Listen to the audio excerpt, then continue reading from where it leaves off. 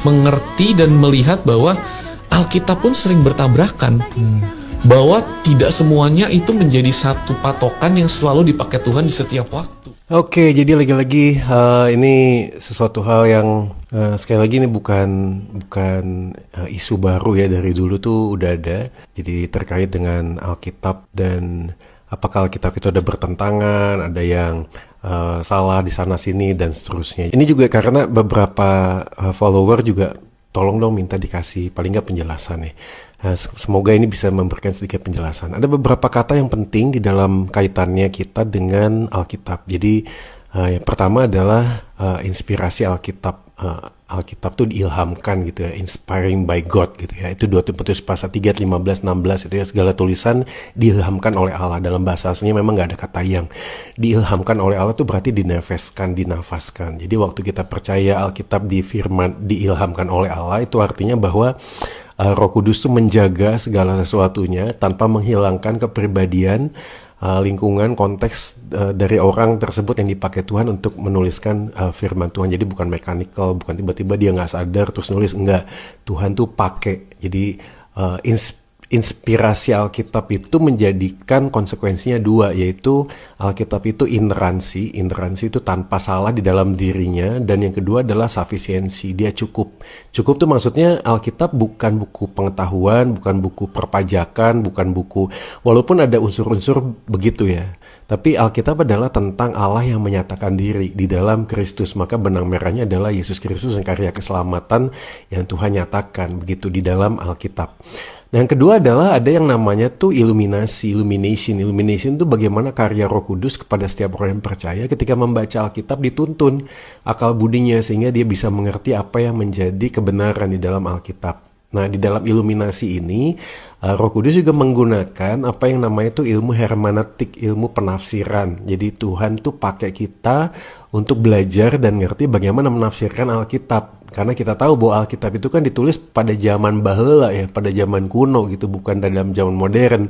Jadi kita nggak bisa membacanya dalam konteks zaman sekarang, itu udah pasti. Jadi gimana caranya ya menafsirkan dengan baik dan benar itu sesuai dengan zaman, penulis, tujuan dan seterusnya. Makanya waktu baca video tadi di komennya tuh kenapa jadi tentang Salomo punya banyak selir, lalu kemudian ada perbudakan, ya of course lah, itu kan pada zaman saat itu gitu loh, dan Tuhan memakai manusia untuk menuliskan kisah itu. Misalnya kitab Kejadian, Keluaran kan Musa gitu loh ya. Jadi Tuhan tuh pakai dengan sebuah purpose tertentu pada bangsa Israel pada saat itu gitu loh, dan itu sudah clear. Jadi jangan lihat cuma sejarahnya saja, faktanya saja, tapi apa makna di balik itu, kan itu yang kita juga pelajari pada waktu ngomong perpuluhan, pada waktu ngomong binatang yang tidak bisa dimakan dan seterusnya. Itu kan ngomong tentang kekudusan, kesucian Tuhan. Pada zaman itu diterjemahkannya dalam bahasa ya orang Israel saat itu. Tapi anyway ini kan terlalu panjang jadinya. Tapi yang pasti adalah waktu kita membaca firman Tuhan, ya Tuhan memimpin kita gitu loh di dalam membaca itu. Jadi jangan tiba-tiba ini bertentangan, nggak cocok dalam konteks zaman ini. Ya iyalah, itu kan sejarah, itu kan narasi deskriptif ya. Ya harus membacanya juga dalam narasi deskriptif dan melihat pelajaran apa yang Tuhan ingin nyatakan. Nah, yang ketiga adalah bukan cuma inspirasi, bukan cuma iluminasi, tapi juga revelasi atau revelation, penyataan atau pewahyuan. Tuhan tuh menyatakan dirinya melalui dua hal, general revelation yaitu common grace ya, kebenarannya umum, alam semesta, hati nurani. Tapi juga ada yang special revelation yaitu Yesus yang datang dalam dunia, Roh Kudus, lalu juga Alkitab ya adalah firman Allah yang diberikan kepada orang-orang yang percaya sehingga dia bisa dimampukan untuk mengerti firman Tuhan. Dan ini penting banget buat Bro Brian. Jadi kalau misalnya kita mendekati Alkitab dengan pendekatan seperti yang gua suka, kita gak akan kemana-mana karena Alkitab bukan tentang kita, itu Alkitab tentang Tuhan yang bicara kepada kita.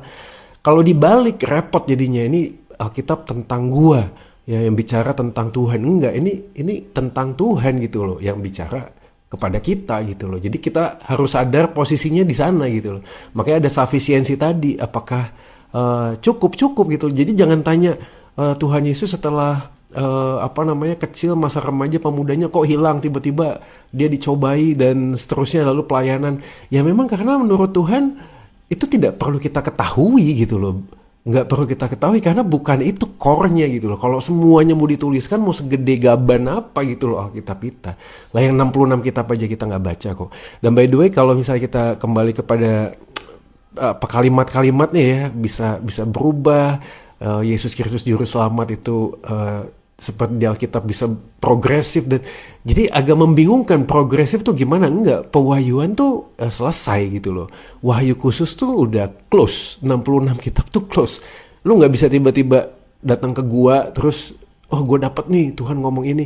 Ya Tuhan bisa ngomong begitu tapi harus diuji kan gitu. Alkitab kan ngomong begitu, diuji dengan apa? Dengan firman Tuhan yang sudah mutlak, sudah baku, menjadi standar gitu loh. Dan itulah yang menolong kita. Dan lagi-lagi ini juga menjadi pertanyaan kalau kita percaya bahwa Alkitab adalah firman Allah yang berotoritas, ya kita yang harus tunduk dong, bukan kita yang mencoba untuk melihat Alkitab seperti yang gua mau, kan kagak bisa gitu bro. Kan kita yang harus tunduk, Tuhan ngomong apa melalui firman-Nya, dan Alkitab sudah menjelaskan dengan clear bahwa Yesus adalah satu-satunya Tuhan dan Juru Selamat. Ya bagi setiap orang yang percaya, saya udah kasih video yang sebelum ini kalau misalnya mau membaca lagi. Jadi mau mendengar lagi by the way. Ya jadi itulah ya buat gue Bro Brian, gue nggak tahu sih, maksudnya gue udah WA lo tapi belum dibalas sampai dengan video ini gue bikin. Tapi siapa tahu ini bisa jadi juga masukan buat teman-teman, jangan bingung guys ya. Jadi Alkitab adalah firman Allah yang tanpa salah dalam teks aslinya. Terus ada ngomong teks aslinya, yang mana teks aslinya gitu ya, nggak ada gitu ya. Manuskrip kuno aslinya itu nggak ada, dan jangan takut, semua agama juga nggak punya ya, semua agama nggak punya. Yang ada adalah salinan atau yang berikutnya terjemahan. Tapi by the way kalau kita ngomong tentang salinannya Alkitab tuh paling banyak guys, banyak sekali salinannya. Dan yang luar biasanya adalah dari semua salinan yang ada, teolog dan scholar itu sudah menyelidiki perbedaannya itu cuma 0,001%. Ya, jadi kalau Anda mau coba lihat ada F.F. Bruce, ya, ada bukunya, nanti kalau ada yang butuh bisa DM saya. Itu sudah menyelidiki dan 0,001 tuh nggak prinsip gitu loh. Dan itu kita ngerti kenapa, karena namanya juga kan orang menyalin ya. Kalau menyalin kan bisa jadi kelewat, bisa jadi kan namanya salinan gitu ya, yang kita ngomong tanpa salah kan dalam teks aslinya.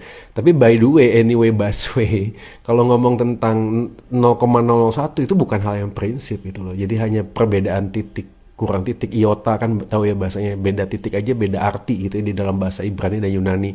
Jadi kalau kita ngomong tentang perbedaannya sangat tidak signifikan, berarti kita masih punya akurasi firman Tuhan yang firm, yang bisa dipercaya, yang up to date, yang masih bisa menjawab zaman.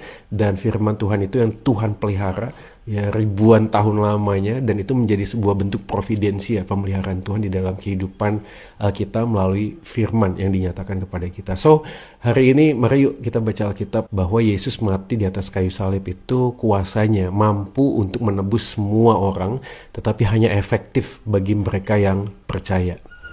Tuhan Yesus memberkati, kiranya video ini bisa jadi berkat buat kita semua. Solidio Gloria, saya Joy Manik, saya pamit. Bye-bye.